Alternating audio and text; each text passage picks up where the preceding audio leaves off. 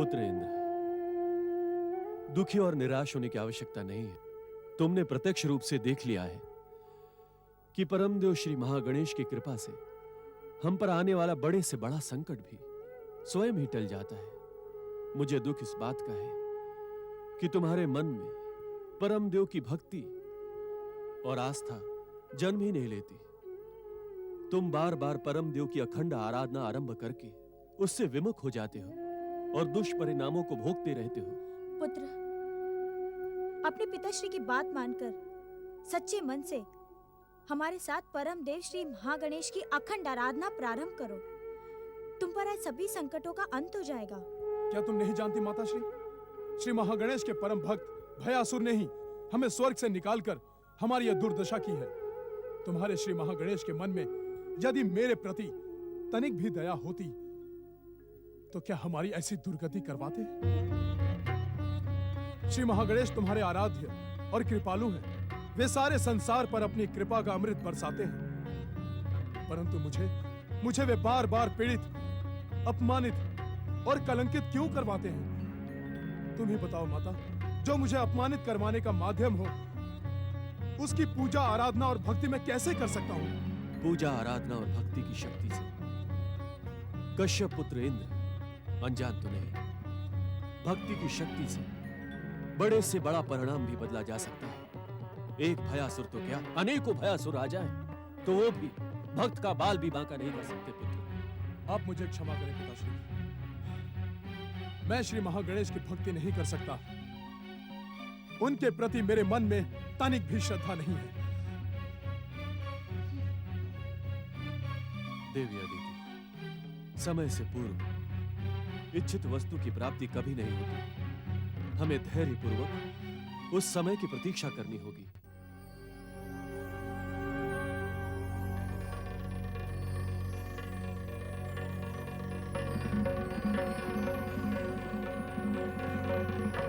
ये सब मेरी सौत दुष्टा अदिति का किया धरा है। उसके आराध्य श्री महागणेश ने भयासुर को भक्ति का वरदान देकर उसे असुर से देवता बना दिया। अदिति पुत्र दुष्ट इंद्र की शक्ति भी भयासुर का नाम सुनकर थर थर कांपने लगती है। बस बस, बहुत हो गया। अब हमें क्या करना चाहिए दैत्य माता? मैं स्वयं से भी यही प्रश्न अब पूछ रही हूँ, परंतु मुझे उत्तर नहीं मिल रहा है। यदि आज भैया तारकाक्ष यहाँ पर होते तब भी तुम सबकी यही दुर्दशा होती। तुमने ब्रह्मदेव से जो मूर्खतापूर्ण वरदान मांगा था, उसका दुष्परिणाम तो तुम्हें भोगना ही होगा। तुम्हारी वरदानी शक्तियाँ इन त्रिपुरों से बाहर निकलते ही समाप्त हो जाती हैं। पहले सिंधु और फिर भयासुर के सामने तुमने जो मेरा अपमान करवाया है, वो मैं कभी नहीं भूल सकती। इस प्रकार हमें कलंकित और अपमानित न करे दैत्य माता। जब तुमने कलंक और अपमान योग्य ही कार्य किया है, तो मैं क्या, सारी दुनिया ही तुम्हें अपमानित करने का आनंद उठाएगी। ओम नमः शिवाय। पराजय, अपमान और कलंक के इस वातावरण में भी तुम जैसी स्त्री आनंद का अवसर ढूंढती है दीदी। शुक्राचार्य, इन तारक पुत्रों की दुर्दशा के उत्तरदायी तुम भी हो। तुमने इन तारक पुत्रों को शिव आराधना के ब्रह्मजाल में उलझाकर इन्हें कायर और भीरू बना डाला। मेरे परामर्श के कारण ही उनके जीवन की रक्षा हुई है। इन्होंने अपने वरदान का सुख भोग किया है। कलंक और अपमान की इस पराजय को तुम वरदान का सुख भोग कहते हो? कलंक और अपमान इन्होंने मेरे परामर्श के कारण नहीं पाया है, तुम्हारे उकसावे के कारण पाया है। तुम सब पथभ्रष्ट हो चुके हो, शिव आराधना के मार्ग से दूर हो चुके हो। शुक्राचार्य, इस समय क्या तुम हमारे घावों पर नमक छिड़कने आए हो? हमारा उचित मार्गदर्शन करने के स्थान पर तुम हमें अपमानित और प्रताड़ित कर रहे हो। क्या दुष्ट भयासुर ने तुम्हें यहाँ हमें भ्रमित करने के लिए भेजा है? किसी के भेजने से ये शुक्राचार्य नहीं आने वाला। सच तो ये है कि तुम सब भटके हुओं को सत्य का मार्ग दिखाने के लिए मैं यहाँ आया हूँ। तुम सब मेरी इच्छा के विरुद्ध स्वर्ग का सुख भोग करने के लिए गए थे, किंतु वहां से भी अपमानित होकर तुम्हें लौटना पड़ा। इस अपमान का प्रतिशोध हम अवश्य लेंगे दैत्य गुरु। उस दुष्ट भयासुर को हम ऐसा दंड देंगे कि उसे वरदान देने वाले श्री महागणेश भी स्तब्ध रह जाएंगे। दैत्य गुरु, आप भैया तारकाक्ष को हमसे अधिक समय तक दूर नहीं रख सकते, उन्हें प्रकट करना ही होगा। जब तक तारकाक्ष अखंड शिव आराधना कर रहा है, वो लौट कर नहीं आएगा। भैया तारकाक्ष को लौट कर आना ही होगा दैत्य गुरु। आप सच सच कहें, भैया तारकाक्ष को आपने कहां छुपा रखा है? मैंने किसी को नहीं छिपाया है, वो स्वयं ही शिव आराधना के लिए अज्ञातवास में गया है। हाँ, मैंने उस अज्ञातवास में जाने का परामर्श अवश्य दिया था। अब उन्हें लौट कर आने के लिए आदेश भी आपको ही देना होगा। मैं स्वयं भी नहीं जानता कि इस समय तारकाक्ष कहाँ है। शुक्राचार्य, असत्य कहते हुए तुम्हें लज्जा नहीं आती? तुम्हारी सिद्धियां इस संसार का कौन सा रहस्य नहीं जानती? ये सत्य है कि शुक्राचार्य के लिए संसार में कुछ भी रहस्य नहीं है, परंतु अपनी शिव भक्ति की शक्ति से तारकाक्ष ने स्वयं को जहां छुपा रखा है, वहां तक पहुंचना मेरी सिद्धियों के लिए भी असंभव है। दैत्य गुरु, भैया यहाँ पर नहीं है। पराजय के इस अपमान के साथ हम अधिक समय तक जीवित नहीं रह सकते। आप हमें भयासुर को दंडित करने का कोई उपाय बताएं। एक बार स्वर्ग के सुख को भोग कर हम इन सुखों से दूर भी नहीं रह सकते। दैत्य गुरु, हमें स्वर्ग विजय करने का उपाय आपको बताना ही होगा। यह संभव नहीं है तारक पुत्रो। यदि तुम अपना जीवन शिव भक्ति में लीन कर दोगे, तो तुम्हें स्वर्ग से भी उत्तम सुख इन्हीं त्रिपुरों में प्राप्त होगा। शुक्राचार्य, तुम जैसे यहाँ आए हो उसी प्रकार यहाँ से अदृश्य हो जाओ।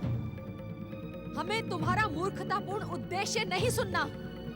चले जाओ यहाँ से। चले जाइए यहाँ से। हाँ हाँ, आप यहाँ से चले जाइए शुक्राचार्य। नीति का समर्थन करने वाले मूर्ख तारक पुत्रों, तुम्हारी भी वही दुर्दशा होगी जो तुम्हारे महान पिता तारकासुर की हुई थी, जो भगवान शिव की पूजा और आराधना को ठुकराता है। वो भयानक कष्ट को भोगता हुआ उनके दंड का पात्र बन जाता है। ओम नमः शिवाय।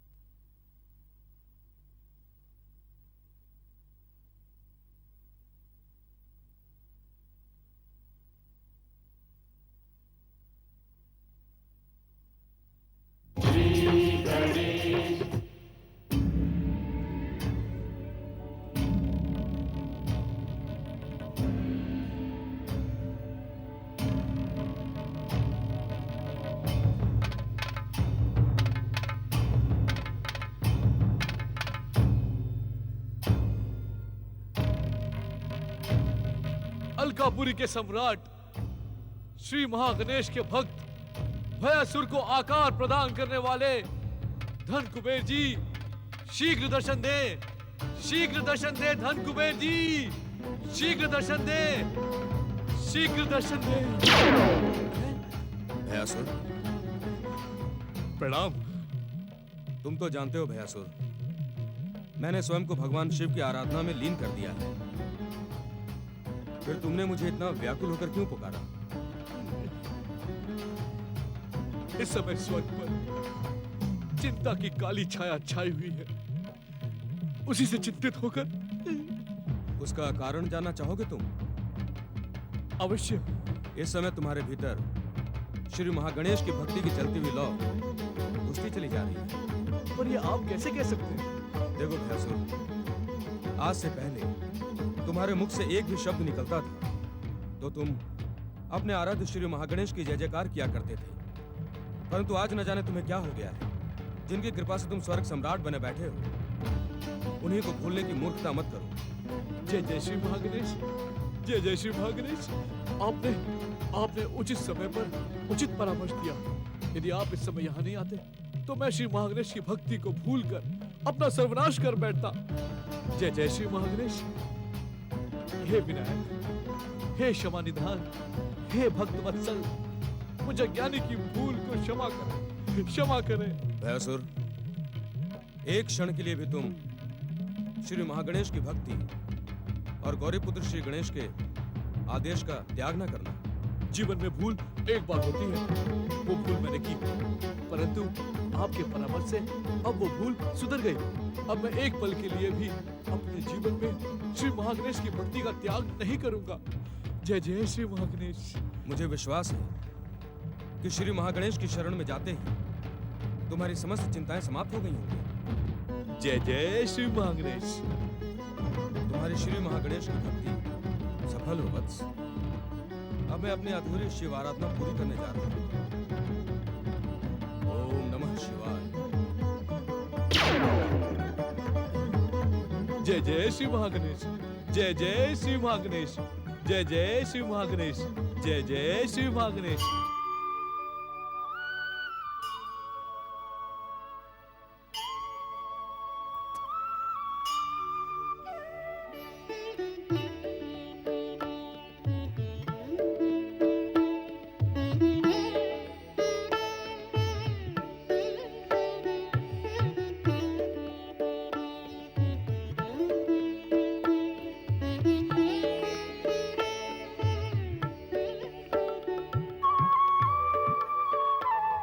पति परमेश्वराय नमो नमः।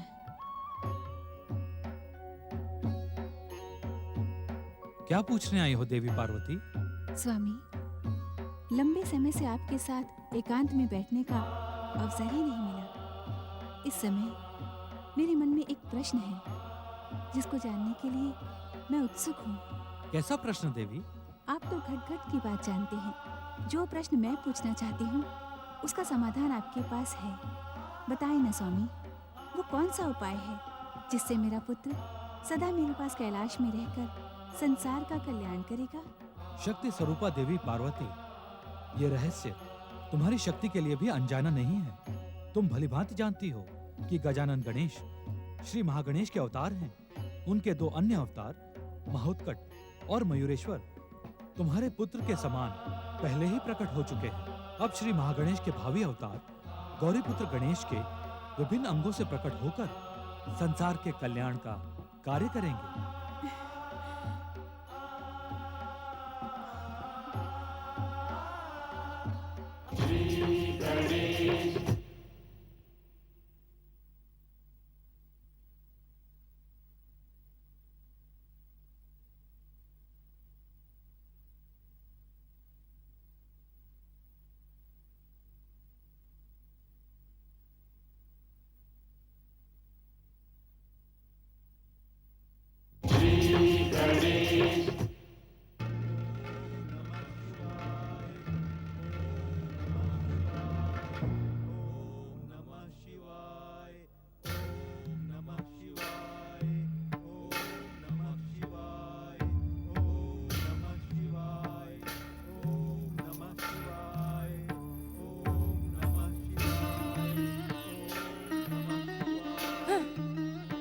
शिव आराधना की मूर्खता से तारक पुत्रों को तनिक भी लाभ होने वाला नहीं है। मैं बार बार कह चुकी हूँ कि शिव दैत्यों के आराध्य नहीं, शत्रु हैं शत्रु। क्षमा करें दैत्य माता, तारक पुत्रों की जीवन की डोर शिव आराधना से बंधी हुई है। जब तक तारक पुत्र शिव आराधना में लीन रहेंगे तब तक संसार की कोई भी शक्ति उनका अहित नहीं कर पाएगी। तुम सब भी उस दैत्य शत्रु शुक्राचार्य की भाषा बोलकर अपनी मूर्खता का परिचय ना दो। पुत्रवधू शांभवी का कथन उचित है दैत्य माता। स्वयंभू सम्राट तारकासुर की माता वारांगी, क्या तुझे भी उचित और अनुचित का ज्ञान करवाना होगा? क्या तू नहीं जानती कि तेरे महान पुत्र तारकासुर ने भी अपने पराक्रम से तीनों लोगों को अपने चरणों में झुकाया था? जानती हूँ, तारक के पराक्रम, बाहुबल और विजय का एक क्षण याद है मुझे, परंतु परंतु उसकी मृत्यु और पराजय को भी नहीं भूल सकती। मृत्यु नहीं, मृत्यु नहीं वारंगी, मृत्यु नहीं, हत्या। दैत्य माता अदिति की इच्छा पूरी करने वाले महान दैत्य सम्राट तारकासुर की हत्या हुई है। उस हत्या का खेल भी दैत्य शत्रु शिव के कैलाश पर रचा गया था। इसलिए मैं बार बार कहती हूँ कि अपने मूर्ख पुत्रों को समझाओ कि शिव आराधना से उन्हें कोई लाभ नहीं होगा। परंतु दैत्य माता, तुम दोनों को भूल जाने का रोग है, परंतु दैत्य माता अदिति अपने शत्रुओं को कभी नहीं भूलती। उसका प्रतिशोध कभी समाप्त नहीं होता। वो जानती है कि सृष्टि के पहले दिन से ही शिव दैत्यों के शत्रु हैं और रहेंगे। दैत्य माता, हम आपके कथन से सहमत हैं। मेरे पति स्वयंभू सम्राट तारकासुर की हत्या का षड्यंत्र कैलाश पर ही रचा गया था। यदि सहमत है तो अपने पुत्रों को शिव आराधना ठुकराने की आज्ञा क्यों नहीं देती? क्योंकि मैं ये भी जानती हूँ कि तारक पुत्रों के लिए शिव आराधना का त्याग उनकी मृत्यु को आमंत्रित करना है। पिछले लंबे समय से तारक पुत्र शिव आराधना की शक्ति पर ही अपने वरदान का सुख भोग कर रहे हैं। लज्जा, अपमान और कलंक के प्रहारों को तू वरदान का सुख भोग कहती है? ऐसे वरदान का क्या लाभ जो वरदान के स्थान पर कारावास के समान हो? तारक पुत्र अपने त्रिपुरों में बंदी होकर पड़े हैं। बाहरी संसार के विषय में उन्हें कोई भी ज्ञान नहीं। परंतु वे जीवित तो हैं। एक माँ को इससे अधिक सुख और क्या मिल सकता है कि उसके पुत्र उसकी दृष्टि के सामने है। ऐसे जीवित रहने से तो मृत्यु भली है। शिव शिव जपते रहना इन वरदानी असुरों का नहीं, ऋषि मुनियों का काम होता है। ब्रह्मा जी से मूर्खतापूर्ण वरदान मांगकर तारक पुत्रों ने अपना नाम भविष्य के इतिहास में कलंकित करवा दिया है। इन्हें असुर कहना भी असुर जाति का अपमान है। कल के मरते आज मरे तो मेरे हृदय को शांति मिले। दैत्य माता, अपनी उत्तेजना पर अंकुश लगाए, अन्यथा अन्यथा अन्यथा क्या कर लोगी तुम? करने को तो बहुत कुछ कर लेंगे हम दोनों। आप ये भली भांति जानती हैं कि हमारे संकेत मात्र पर तारक पुत्र आपको इस रजतपुर से उठाकर अंतरिक्ष शून्य में धकेल सकते हैं। दैत्य माता अदिति को अंतरिक्ष के शून्य में धकेल देना इतना सरल नहीं है। मैं किसी भी मूल्य पर तारक पुत्रों को शिव आराधना में लीन नहीं रहने दूंगी। उन्हें शिव आराधना का त्याग करना ही होगा। ये दैत्य माता अदिति का प्रण है, प्रण।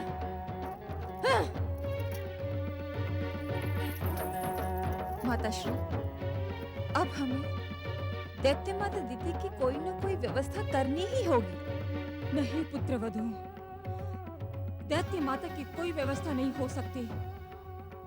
उनका क्रोध और प्रतिशोध केवल तारक पुत्र को ही नहीं वरन संपूर्ण दैत्य जाति को भस्म कर देगा। नहीं माताश्री, नहीं। हमें अपने पुत्रों की जीवन रक्षा के लिए कोई न कोई उपाय तो करना ही होगा। ओम महागणेशाय नमः। दैत्य महिलाओं, संसार की हर समस्या का समाधान और उपाय परम देव श्री महागणेश की आराधना से प्राप्त किया जा सकता है। देवर्षि, आप यहाँ इस समय? नारायण नारायण। दैत्य महिलाओं, संसार में हर दीनहीन और दुखी मन को प्रभु का संदेश सुनाकर शांति पहुंचाना तो इस नारद का कर्तव्य है। यदि आप दोनों दैत्य माता अदिति के क्रोध एवं प्रतिशोध से तारक पुत्रों की रक्षा चाहती हो तो एक क्षण का विलंब किए बिना भी परम देव श्री महागणेश की आराधना प्रारंभ कर दो। परम देव श्री महागणेश की आराधना से हमें तनिक भी लाभ नहीं होगा देवर्षि। मेरे पति स्वयंभू सम्राट तारकासुर की हत्या भी श्री महागणेश की इच्छा से ही हुई थी। दैत्य महिलाओं, दुष्टता करने वाले को दंडित करना यहाँ परमदेव श्री महागणेश का कर्तव्य है, वहीं आराधना करने वाले को उसका प्रतिफल देना भी उनका धर्म है। क्या आपने स्वर्ग का उपभोग करने वाले भयासुर को नहीं देखा? नारायण नारायण, वो भी तो आपके पुत्रों के समान एक असुर है। नारद मुनि, हम तो अज्ञानी दैत्य स्त्रियां हैं, न तो हम श्री महागणेश की भक्ति के विषय में कुछ जानती हैं, न ही उनकी आराधना की विधि विधान के विषय में। देवर्षि, माताश्री का कथन सत्य है। कृपा करके हमें श्री महागणेश की भक्ति और आराधना के विधि विधान से परिचित कराएं। नारायण नारायण, दैत्य महिलाओं, केवल श्री महागणेश की ही नहीं, संसार में किसी भी शुभ शक्ति की आराधना के लिए विधि विधान से अधिक भाव की आवश्यकता होती है। आप सच्चे मन से परमदेव श्री महागणेश की आराधना करें, उनका नाम स्मरण करें, वे अवश्य आप पर कृपा करेंगे। आप दोनों का कल्याण हो। ओम महागणेशाय नमः। पुत्रवधू शांभु की श्री महागणेश की इच्छा से ही इस समय नारद मुनि ने हमें महागणेश की भक्ति का मार्ग दिखलाया है। हमें एक क्षण भी व्यर्थ किए बिना स्वयं को भक्ति में लीन कर देना चाहिए। अवश्य माताश्री, इससे पहले कि दैत्य माता दिति हमारे पुत्रों के अंत का कारण बने, हमें श्री महागणेश को प्रसन्न करके अपने पुत्रों की दीर्घ आयु के लिए वरदान प्राप्त करना चाहिए।